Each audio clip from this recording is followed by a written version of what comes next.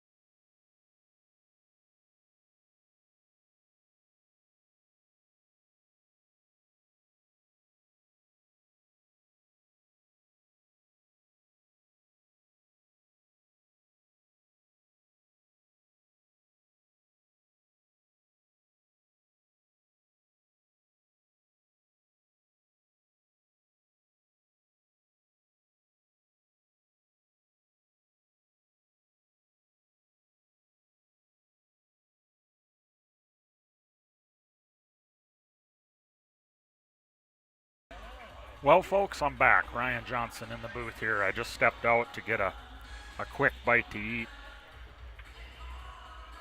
And I'm back now. Championship match here at the Four Bears Classic 10-ball Men's Open. Deuel running through this rack pretty smoothly.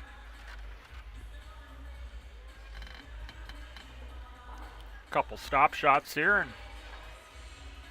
he'll be up 2-0.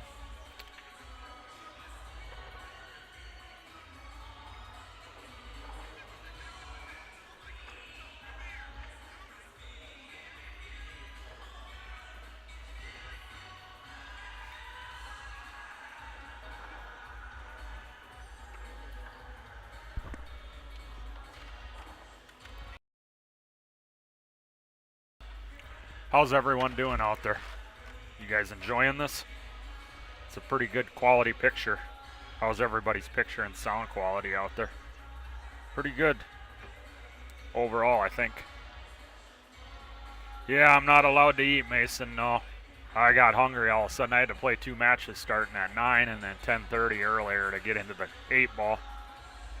So I needed to eat there. They had a nice steak here. A little steak dinner. I had a steak, mashed potatoes, corn. Good little meal. So Tyrel is down 2-0, alternating break race to 7. Corey's got the hot seat. So Tyrel needs to get on the board now. And he loses the cue ball. That one's on him. He didn't hit it square enough. 1 to the 3. Got a great open lane there to come right into the line of the 3.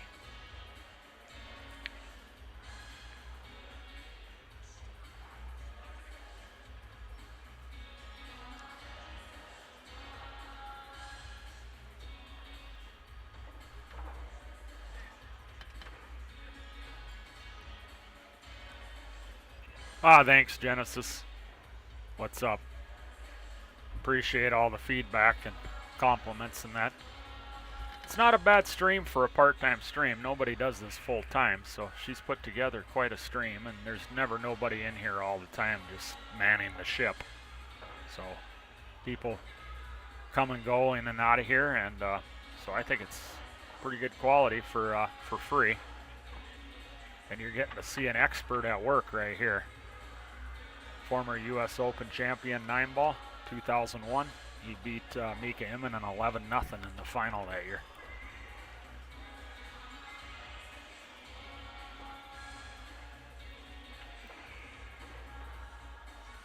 Then he lost to Darren Appleton, I think 14-12 in 2010 in the final.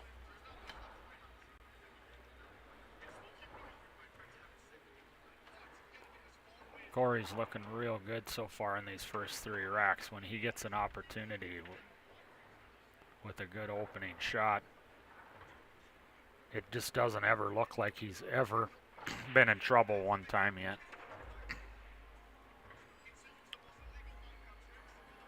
Yeah, you definitely can't scratch on the break versus this guy. That's a recipe for going broke if you're playing him.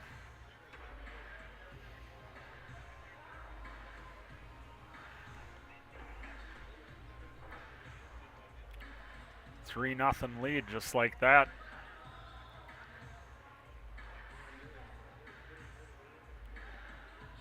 Thank you, Genesis. Yeah, this is a great tournament. Big shout out to Four Bears Casino and Lodge again, and the committee that puts this event together. Can't say enough about it. It's a lot of pool, good races, good added money. Food's good too. I just got a steak, like I said, steak, mashed potatoes, corn. They got a sports book here too, where if you like sports and gambling on sports, they got a room for that. They're building a new hotel here, so a lot of good things happening here. This event center is new from 2016. Great venue to play in, so keep this in mind on a yearly basis when it comes up on Facebook or you hear about it. It's definitely worth the travel. You got MPA here, John Stitch, direct in the tournament, so playing on some great valley tables. I think these are about a year old, maybe a half a year old. Half a year, 6 months to 12 months old, I believe. Somewhere in that. He hasn't had them for too long. I haven't had any real complaints with them. I mean, you got to make adjustments. Pool's about adjustments, and you're never going to play on the table you play on at home. So that was not a good push out there from Tyrel.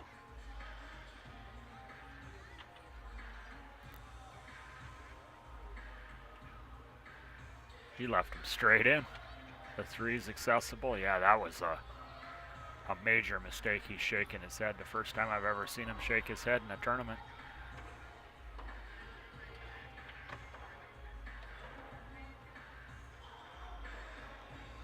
Corey went a little far here on the 3, but he can cinch this ball.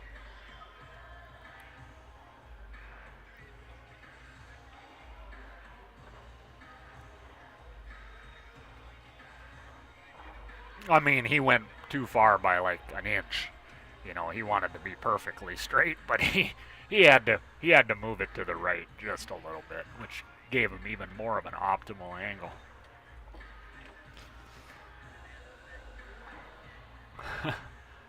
He'll draw into the rail to the right and back across, maintaining an angle on the 6 so that he can get to the 7 nicely.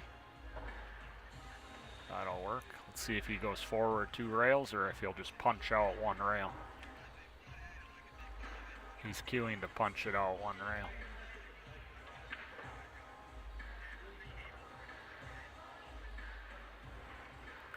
Yeah, he just never looks like he's in trouble. In the mode he's in right now, you cannot let him have starting shots. And that was a big mistake there with that rollout. And he scratched on his last break, so he's just...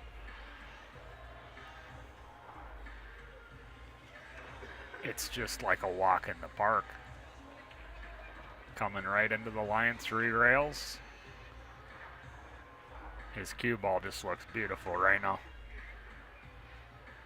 4 racks and not 1 trouble shot yet.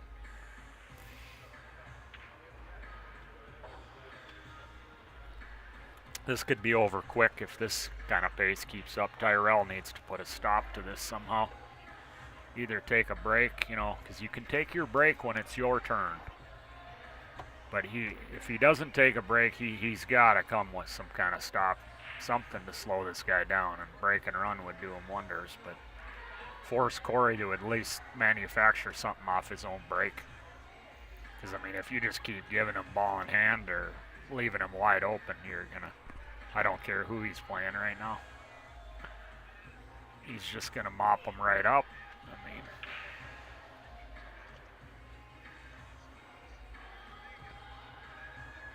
$2,000 for first place. If you want to see the brackets, go on mpapool.com and check all the brackets out. Yeah, it's a race to 7. Let's see if Tyrel can control the cue ball. He was breaking really good in the 3rd place match. He was controlling the 1.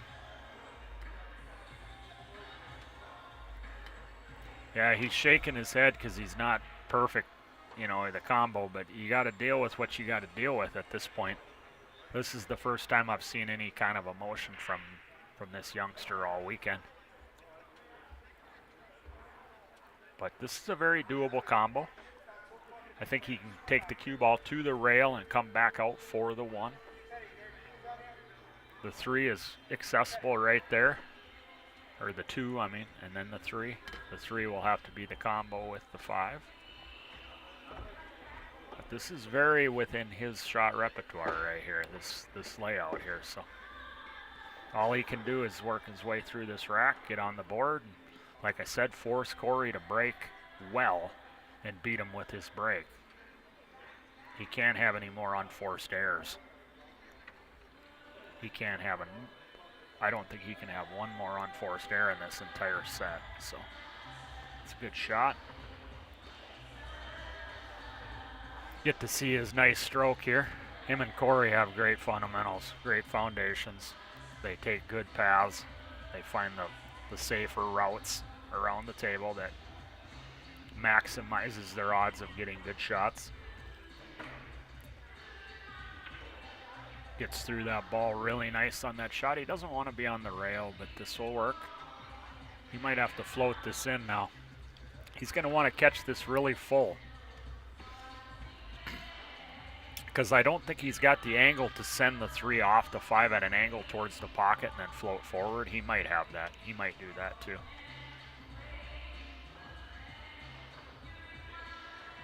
Oh, yikes. I wonder if he'll just concede the rack here.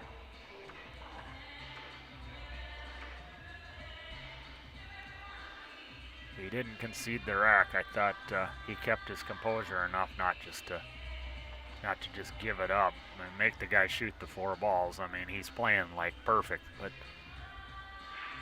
you don't want to let frustration creep in and just rake the balls here and make him shoot. I mean, he's going to get out, but you're making him shoot anyways. You never know.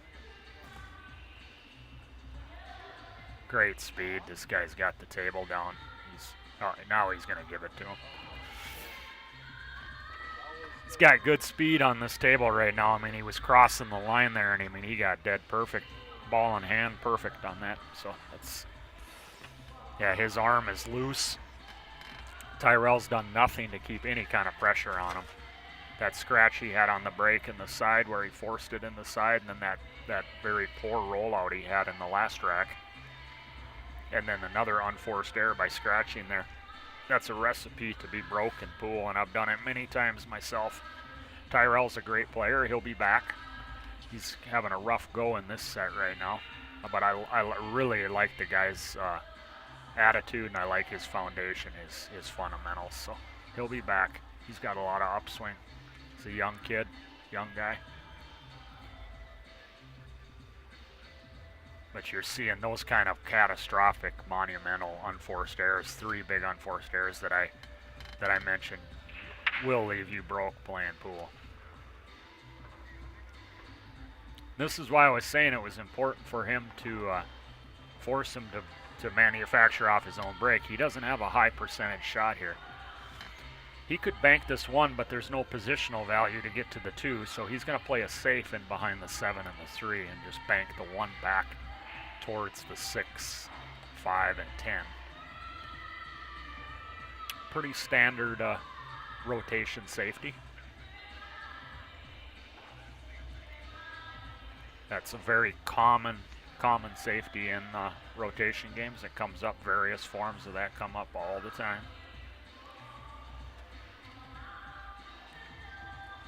Well, Tyrel gets to practice his kicking here. He's going to have to find a 2-rail route. He's looking at a midpoint 2-rail kicking system, finding the middle point between the cue ball and the 1 and straight through that pocket up in the upper left. Find that line, and then he'll parallel shift over. And being that this is in the lower left quadrant, he doesn't need that much side spin. He put too much spin on it. If the 1 is over to the right in that quadrant, you got to add a little bit of running English. But if it's in the middle to the left a little bit more, you don't need hardly any running English on it to make that system work.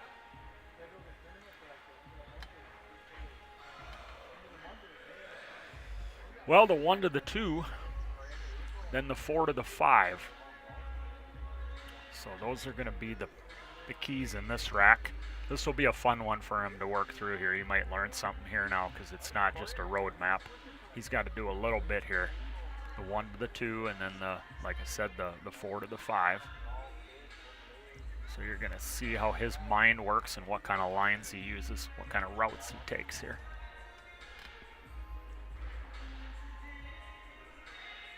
I expect him to draw out of this for the short side. Could be wrong on that. He might move the 6 out of the way if he can get position on the 2. He could move the 6 away, but I don't know if you're going to come up with a shot doing that. If he can't go through the 6 and get a shot on the 2, then he'll draw out of it and play the short side. He could also play to open it up, then play a safety on the 2. He could move the 6 out of the way, then play a safe on the 2, but it looks like he's going to try to go through the 6 and get a shot on the 2. Yep, just like that. Opened up the rack nicely.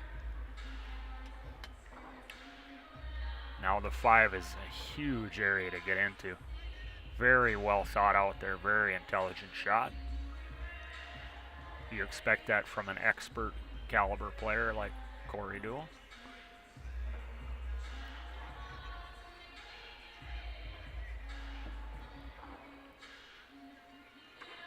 See how smooth, watch his tip position.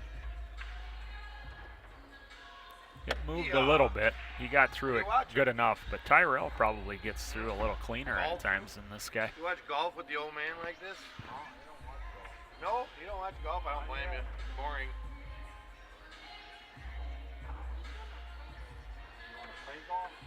I mean, Corey gets through the ball well, but Tyrel really gets through that ball clean. Huh? I mean, his cue moves a little bit when he goes through the ball. Tyrel's, you don't see it move left or right hardly at all when he goes through the ball. And with Corey, I mean, his gets through there, but it moves a little left and right of the line. A little bit. On certain shots. 2 rails right into the line of the 10, and he'll be up 6-0.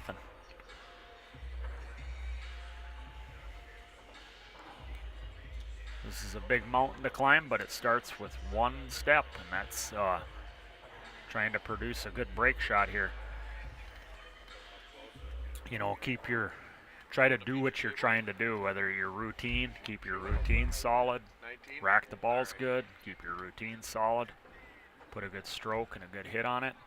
And if it doesn't happen, it doesn't happen, but at least you can go home knowing that you felt like you executed what you were trying to do with the break. The break is fickle, of course. But it's tough when you're scratching on the break, forcing scratches. Then you feel like you really just, you were doing something mechanically wrong, probably with your stroke. But he's been breaking good this tournament. I mean, not in this set he hasn't, but the tournament overall he's been breaking really well. There's that 1 going right in. He's had that going in a lot.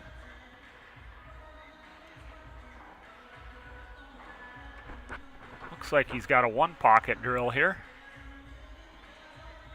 Little 1-pocket drill here. 2, 3, 4, 5 right there. That's unusual.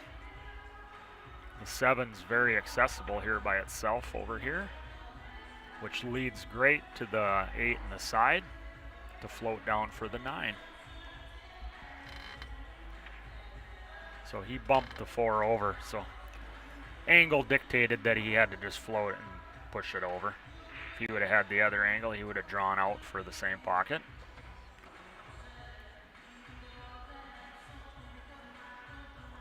This will be nice to see. I don't like to see anybody. I'm not cheering for anybody. I don't like to see anybody get shut out, especially in a final.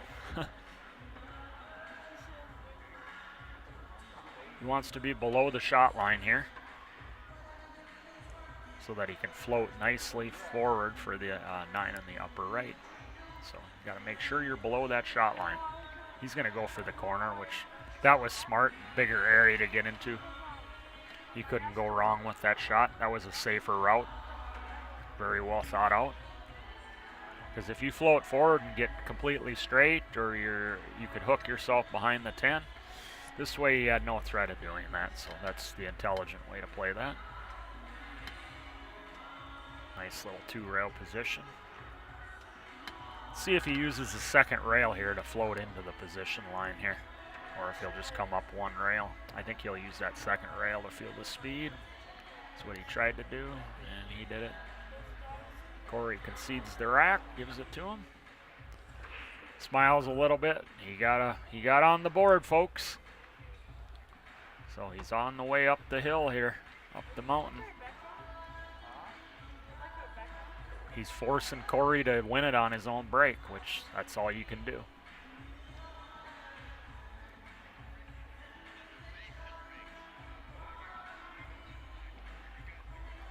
Up to 125 viewers. Thanks for tuning into Rail Whirlpool TV here this afternoon. This is the 10-ball final of the men's division here at the Four Bears Casino and Lodge in Newtown, North Dakota. Winner takes home a cool $2,000. It's not a bad payday for a little tournament here. Corey made a ball. See, this is what I mean. I mean, I think Tyrel breaks a little better than Corey, to be honest with you.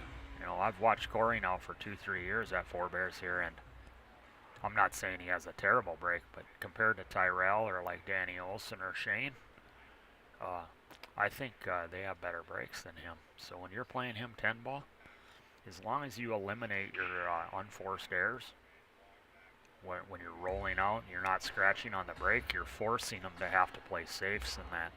Like he doesn't have a clear-cut shot here, so he's going to play a safe here. And I think someone with a really solid break can just beat this guy just all breaking him.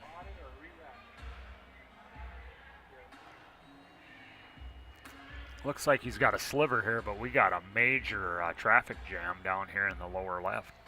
The 2 does pass. 3 goes in the side. The 4 goes in the lower left. But then the 8, the 6 to the 8. But I would guess he would probably open up that little cluster. The 9 and the whoever gets to that point will open up that cluster, because the 4 to the 5 is real accessible. Corey's got an open shot here. This will be a good speed test here. He wants to be, I believe he wants to be above the shot line slightly here, so that he can float down. No, so he wants to come above the shot line here. Just like that, he hit it perfect. He's just above the shot line. So now he can just stun over, kind of pinch it right there and play the 3 on the side. Perfect. Now we're going to find out, maybe he won't move that 8, because he doesn't, but if he could move the 8 and somehow maintain position on to get to the 5, he'll do that, but it's looking like he's just going to have to play for the, wow, he can get in behind that 8 ball eventually. This will be a pretty shot then from the, he might be able to draw off the edge of this 9 right here and move that 8 out and then maintain position on the 5. Let's see if he can pinch this pocket here and graze that 9 and open it up. Yeah, just like that. Another intelligent shot. That's what I was talking about. The transition between the 4 and the 5 was smooth, so I had a suspicion he would probably end up doing that back when he was started with the 1 ball. You're looking at an expert at work right here. He's going to draw 2 rails into the shot line. Come up a little short here. This won't bother him. No, he was probably 6 inches to a foot shorter than he wanted, but he's off the rail. The main thing is he got himself off the rail. Gonna float for the short side. Yep. It's elevated here a little bit. I think he can shoot it right in the side and stop. We're gonna have a champion here in 2 shots. He made quick work of it. Tyrel will be back. Congratulations to him. And there we go, folks. That was a really quick race to 7 there, and you've seen what can happen in rotation when you get 3 unforced errors. Tyrel scratched on 1 break. He tried to roll out on the 1 and left him straight in. And then he followed that combination in on the side. So, I mean, he just gave him 3 just monumental games. So, now we just wait for the redraw. So, we're going to be doing the Calcuttas around 3 o'clock, I believe I heard. And then that will take a solid hour or better. So, I would guess, I'm guessing, if you tune back in around, check back in around 4:30ish to 5 o'clock to see if the stream is back up and running, and you'll get to see some 8-ball action. We got ladies, We got 60 and over division for that class of players, and then the men's open. So hope you guys have enjoyed the stream.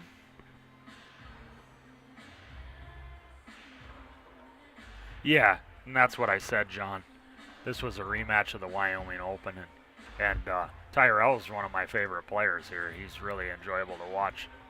Good attitude, good fundamentals. A lot of upswing in his game. He's got a lot of upside still left.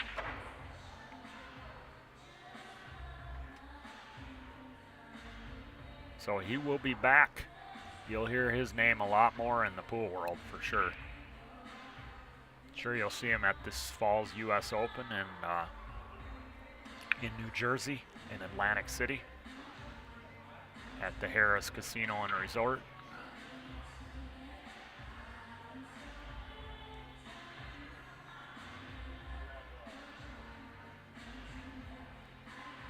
He'll be an unseeded player there in the event. Matchroom seeds the U.S. Open, so he'll be an unseeded player, but I can guarantee you it's not somebody that somebody wants to draw for an unseeded player, because there'll be a lot of lesser players there than Tyrel Blowers as far as unseeded players. So I think he's capable. He's got the foundation to probably beat anybody in one given set for sure. And he's just getting better and better all the time. So once again, congratulations to Corey Deuel in first place, and then Tyrel Blowers taking runner-up, and Sean Monkman from Manitoba, Winnipeg area, taking third place. That was our top three. 800 for third, I think it was, and $2,000 for first. I think it might have been, I don't know what second was, if it was 1,200 or 1,400 or something like that. It's on the bracket on mpapool.com. So I'm going to shut the stream down for now, folks. And like I said, around 3 o'clock, as soon as the ladies, there's a couple out, I think about 4 matches or so for the ladies outstanding right now to get established for the redraw. And then we're going to commence with the Calcuttas for the divisions. And then the draws and the matches will start shortly after that. So like I said, I think 4:30ish. I think you'll be pretty safe, because I had heard it was going to be around 3 o'clock, the Calcuttas, so they might give a chance for people to take a quick half-hour break in between. I don't know, but we will be back. This is Ryan Johnson checking out for now. Appreciate all the subscriptions, likes, follows, sharing of the stream. You guys have been great, and we will be back later, everyone.